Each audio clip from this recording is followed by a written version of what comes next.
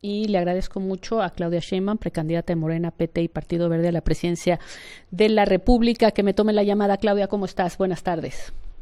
Bien, muy bien, muchas gracias, Denise. Gracias. Buenas tardes. Gracias, Claudia. Pues de entrada la pregunta, empecemos con eso si te parece. Tu campaña claramente habla de continuidad, ha hecho énfasis en eso y quizá la gran pregunta que se hace entonces es continuidad. Has hablado del segundo piso, continuidad con sello propio. ¿Cuál es ese sello, Claudia? Sí, a ver, yo creo que al presidente López Obrador le ha tocado una época de ruptura con un viejo modelo de hacer política y un viejo modelo económico, un modelo que mostró sus limitaciones, y le ha tocado este periodo y ha hecho en 5 años pues cambios fundamentales: cómo gobernar, cómo sin aumentar impuestos, sin endeudar al país, tener recursos públicos para inversión, para programas sociales, para el desarrollo nacional, para programas que usan derechos como la pensión universal. Y creo que cuando hablamos de continuidad, de lo que hablamos es que en la esencia del proyecto, que quiere decir que vamos a seguir manteniendo la austeridad republicana, que va a ser un gobierno honesto, que nos interesa principalmente quien menos tiene, porque si apoyamos a quien menos tiene, entonces al país le va mejor, y es lo que ha demostrado estos 5 años, que vamos a seguir siendo un gobierno cercano al pueblo. Uh-huh. En todo eso, y fortaleciendo la democracia y las libertades en nuestro país. Hacia adelante, ¿qué veo yo? Yo siempre he hablado de lo que significa fortalecer los derechos en México. Me interesa mucho fortalecer la educación pública, desde el preescolar, incluso desde la educación inicial hasta la universidad. Me interesa mucho fortalecer el modelo del IMSS Bienestar para que realmente haya un modelo de salud pública. Bueno, estamos hablando... Sí.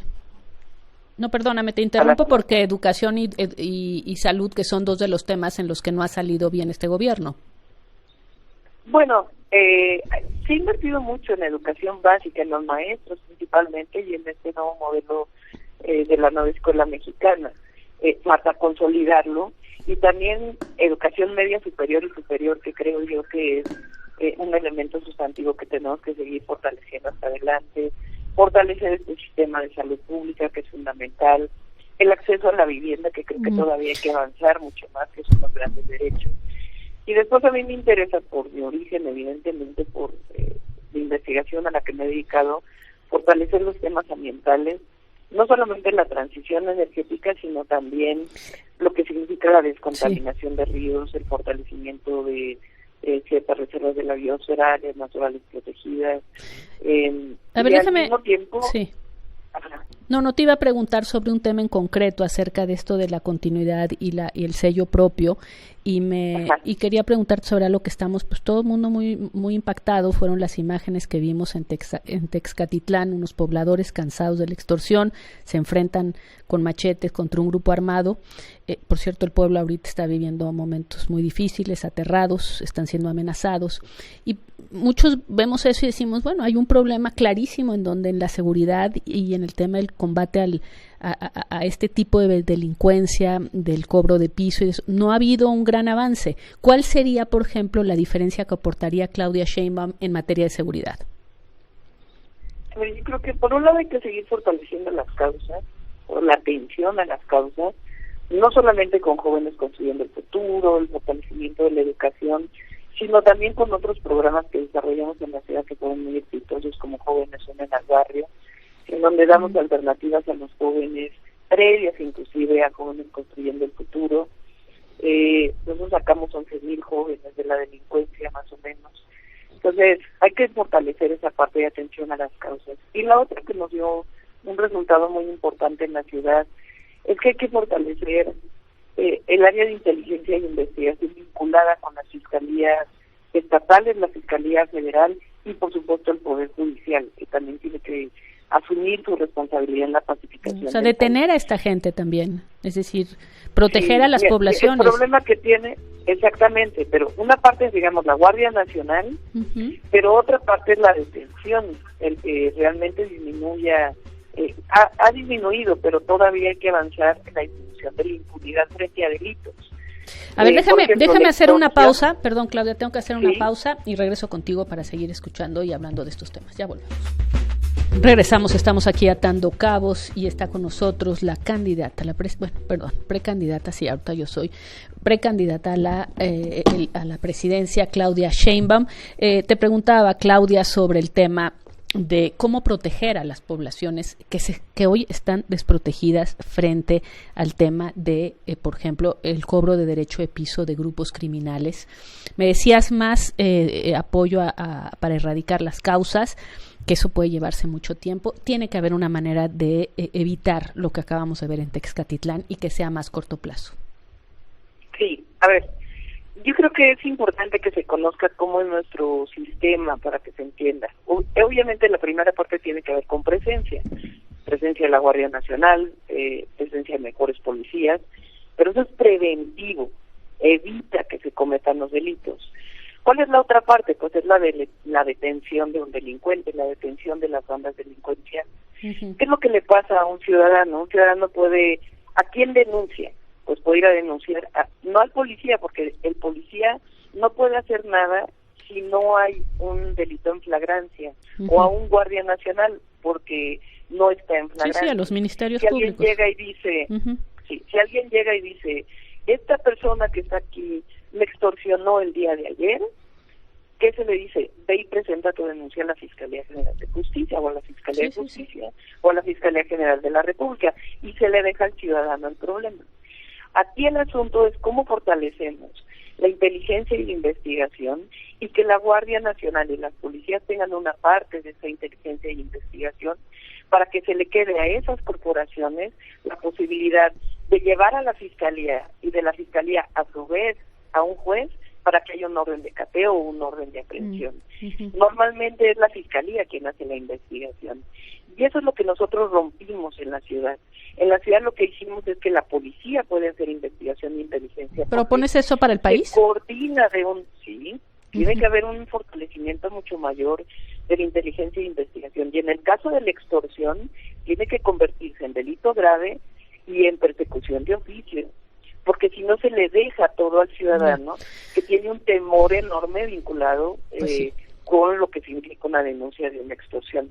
Entonces, lo hicimos en la ciudad, disminuimos la extorsión, todavía queda en algunos lados, hay que decirlo, pero tiene que ver con este fortalecimiento de la policía y su vínculo con la Fiscalía General de Justicia, y que funcione la justicia. Entonces, propondrías esos dos elementos a nivel de seguridad. Déjame hacerte otras preguntas. Un poco para este tema de continuidad, pero con sello propio. ¿Estás de acuerdo en desaparecer los organismos autónomos, como lo dijo hoy el presidente, INAI, COFESE, las otras organizaciones? Hoy habló de Instituto Federal de Telecomunicación, Instituto Nacional de Transparencia, Comisión Federal de Competencia Económica. ¿Estás por la desaparición de estos organismos? A ver, la pregunta que tenemos que hacernos todos, y hay que abrir un debate en ello, porque no solamente es desaparecer o no desaparecer, es ¿para qué han funcionado? En México durante años, y hay que decirlo, había un problema de corrupción. Hay que crear un organismo especial para la corrupción, y la corrupción de todas maneras no desaparecía. Hay un organismo especial para la transparencia, y de todas maneras no aumentó la transparencia. Sí, la información Entonces, pública. Lo que tenemos que hacer, y hay que meter a debate, porque yo creo que todos estamos de acuerdo en que hay que erradicar la corrupción en todos los niveles, que se ha hecho mucho, pero hay que seguirlo haciendo, que los gobiernos tienen que ser transparentes y tienen que ser gobiernos y dar abiertos, información, y tienen que estar permanentemente dando información. Yo creo que todo el mundo estamos de acuerdo con ello. El asunto es si necesitamos un organismo autónomo para que eso ocurra. ¿Pero tú qué opinas? Porque en muchas cosas ahora, pues yo creo que en algunos casos no necesitamos más organismos, y más organismos que representan 10 direcciones generales, y que de todas maneras no se resuelve el problema de fondo. Ya. Entonces, yo lo que creo es que debe abrirse un debate sobre esos temas. No solamente es un asunto de desaparecer o no, porque se concentra es que no se quiere transparencia. No, a ver, bueno, como periodistas nosotros teníamos, de nuestro país. Claro, como periodistas nosotros, por ejemplo, hicimos uso del INAI durante mucho tiempo, lo hemos hecho, y nos sirvió para que gobiernos entregaran información que no querían entregar, información que permitió hacer investigaciones importantes que llevaron a ciertos asuntos importantes. Entonces, sí, el tema por eso dicen, ¿es desaparecer o no? Pues sí vale la pena un debate, pero te lo preguntaba, hoy el presidente volvió a hacer énfasis en el tema de desaparecerlos a través de una propuesta administrativa que va a hacer en su gobierno, y pues es un poco como tirar todo. Puede ser que haya cosas malas en esos organismos, y un poco por eso te preguntaba si tu opinión era, se puede discutir de cada uno y tratar de mejorarlos, o simplemente decidir que a la basura. Lo importante es que haya transparencia. Okay. Y ahora salieron un montón de cosas vinculadas con corrupción del INAI. Entonces, la pregunta es, ¿realmente mantener el INAI resuelve el problema de la transparencia, sí o no?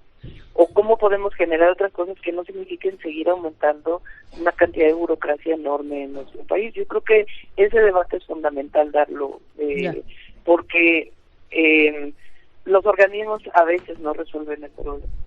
Otro tema, las reacciones al equipo que presentaste y que se va a encargar de hacer pues una propuesta de gobierno, y fuiste muy clara, no es un gabinete, sino quienes van a proponer. La verdad es que las reacciones han sido en general favorables. Ahí está el doctor Kersenovich, está Omar García Harfuch, entre otros, pero también muchos recordaron, y me gustaría tu reacción, que Andrés Manuel López Obrador, cuando hacía campaña, efectivamente también incluía a muchísimas personas de diferentes sectores, puntos de vista, incluso hablaba de la República Amorosa, y se abría en campaña, pero a la hora de gobernar optó por el 90 de lealtad y 10 de capacidad. ¿Cuál sería tu posición a ese respecto? Bueno, evidentemente se requiere capacidad y se requiere lealtad.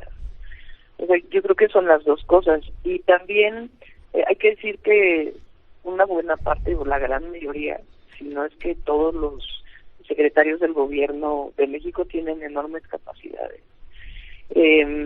Y yo ahora lo que estoy planteando es que abramos un diálogo, que creo que es fundamental en distintos temas. De hecho, voy a incorporar a muchas más personas, jóvenes también, porque me criticaron ahí de que no había muchos jóvenes en el equipo, entonces vamos a incorporar a más jóvenes también, que hablemos de distintos temas, que se ha avanzado, pero que necesitamos seguir avanzando. Entonces, las personas que nombramos, sí, o que nombré, la idea es que ellos coordinen, pero se van a incorporar más personas y que nos ayuden a construir pues este proyecto de nación, que repito, al presidente le toca una parte de ruptura muy importante y fundamental, y afortunadamente a partir de ahí nosotros vamos a construir, y lo que nos une pues es que lo que queremos es el bienestar del pueblo de México y un país cada vez más sólido, más fuerte económicamente, pero que distribuya la riqueza. Dices, y que no sí, siga caminando sobre el camino de la pobreza y la desigualdad. Dices, es importante la lealtad y es importante la capacidad, y creo que pues cualquiera lo entiende, y efectivamente debe ser así.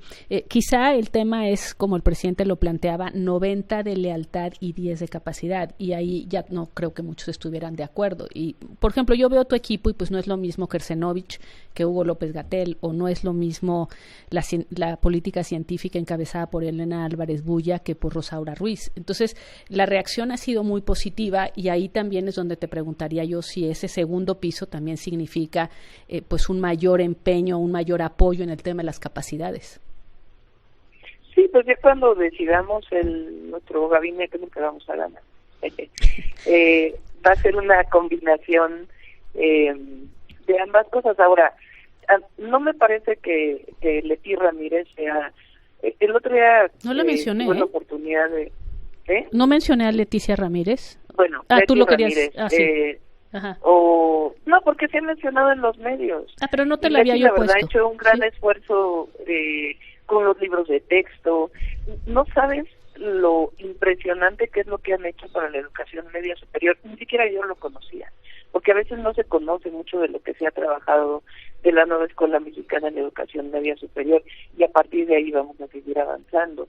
Pero también tiene que haber una lealtad a un proyecto de nación, en ¿sí? lo que uno cree, porque tampoco puede ser personas que no creen en tu proyecto de nación que a lo mejor son conocidos por cierta capacidad. Te puedo hablar del actual secretario de Salud, es Premio Nacional de Ciencias. El doctor Kersenovich ha sido, ¿qué diferencia yo le veo? Bueno, que él ha dirigido un hospital y tiene esa posibilidad de... Y tiene una reputación extraordinaria. Tener una... sí, también el actual secretario de Salud. ¿Qué ventaja yo le veo también? Pues que ha dirigido el hospital, el Instituto Nacional de Nutrición, pues que obviamente le da una experiencia y una visión distinta. Entonces la idea es incorporar distintas ideas, y a mí me gusta mucho la palabra diálogo.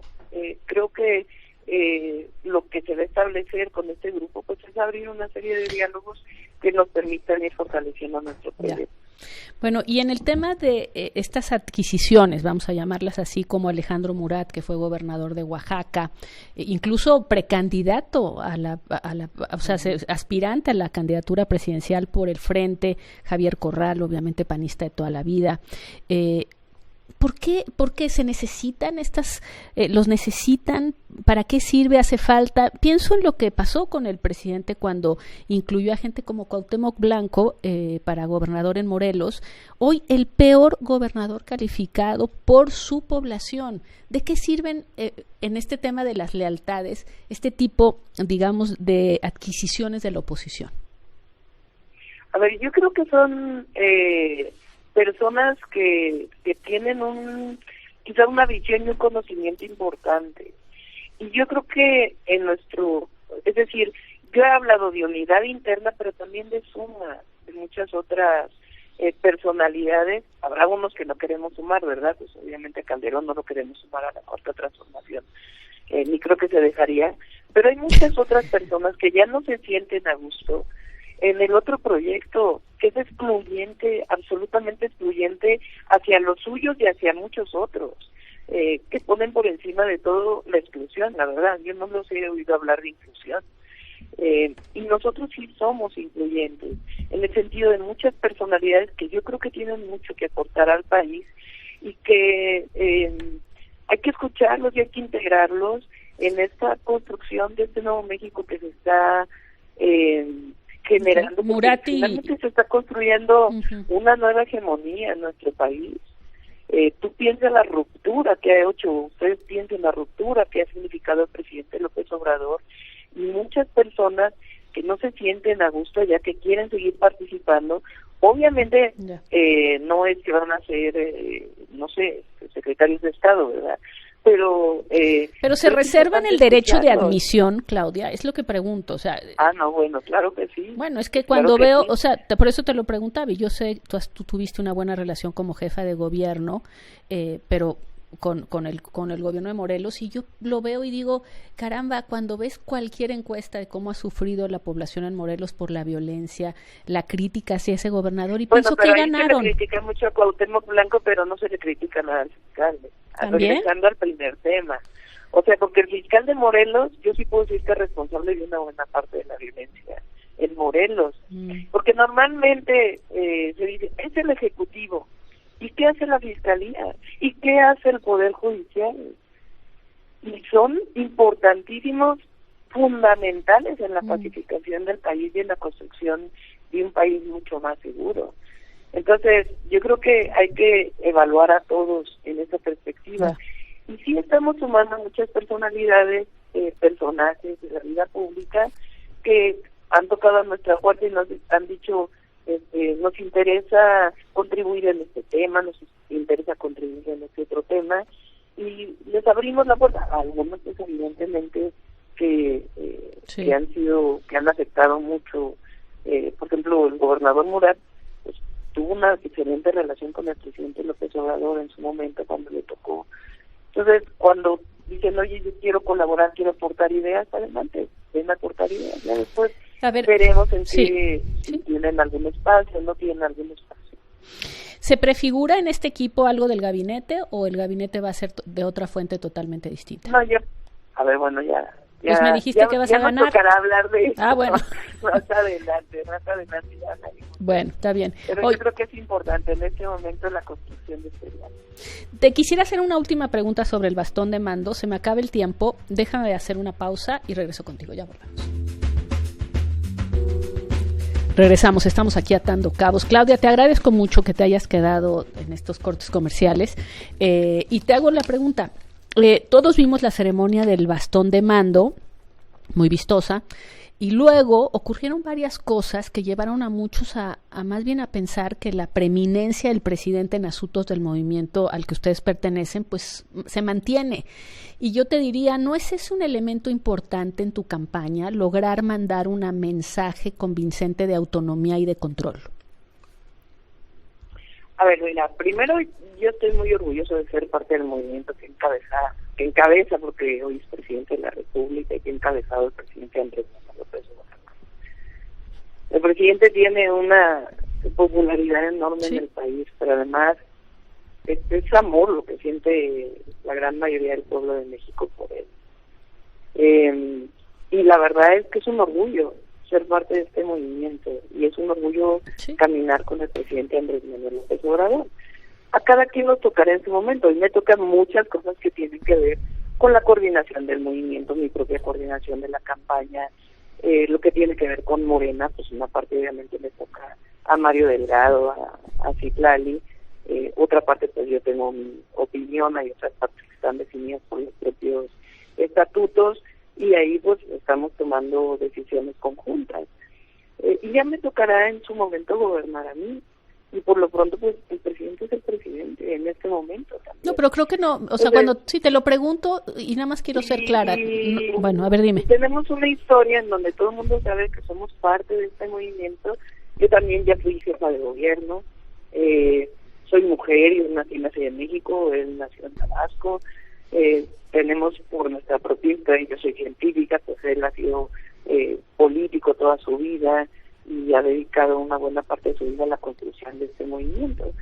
Entonces, no me preocupa este tema de que, ¿y dónde va a venir la autonomía? Ya me tocará gobernar y por supuesto vamos a guardar los principios de nuestro movimiento y cada quien pues tiene su propia personalidad y se reflejará en su momento. O sea, en realidad lo que estás diciendo es, tu diferencia está en tu historia. Pues sí, y habrá temas en tu biografía. Unos más importancia, otros más importancia por una convicción que tenemos que se ha ido construyendo. Él tiene una manera de decir sus conferencias de prensa, yo tengo otra, pues eso es natural, porque esta idea que ha salido en muchos comentócratas, digamos, de que a mí López Obrador me dice al oído todo lo que tengo que decir, todo lo que tengo que hacer, que va a ser un maximato, que la verdad ni me apura, la verdad, porque como no tienen otra cosa que decir, la verdad, pues es que es la única crítica, ¿no? Bien los podría acusar de entiendo esa parte, no, ya sé, entiendo esa parte, pero creo que como que sí es parte del interés público, y obviamente pues ha sido jefa de gobierno, pero pues esta vez es el país saber. Historia. Ajá. A ver. Yo tengo mi propia historia y ahí está, y cómo he gobernado. Entonces, es decir, es esta idea que se dice y se dice y se dice, que la verdad ya se notará por la manera en la que uno gobierna, a qué cosas le pone uno importancia, qué momento histórico nos va a tocar distinto vivir. A mí me va a tocar un momento, creo, de mucho auge económico por todo lo que tiene que ver con el nearshoring y todo esto que se está dando, pero obviamente pues tenemos principios que por eso estamos en el mismo movimiento, si no pues no estaríamos en el Muy mismo. Bien. Pues Claudia, te interrumpo porque ya se va a acabar este bloque y te agradezco muchísimo que nos hayas tomado la llamada. Muchas gracias. Gracias. Estamos en contacto. Gracias. Saludos. Gracias. Hasta luego. Gracias.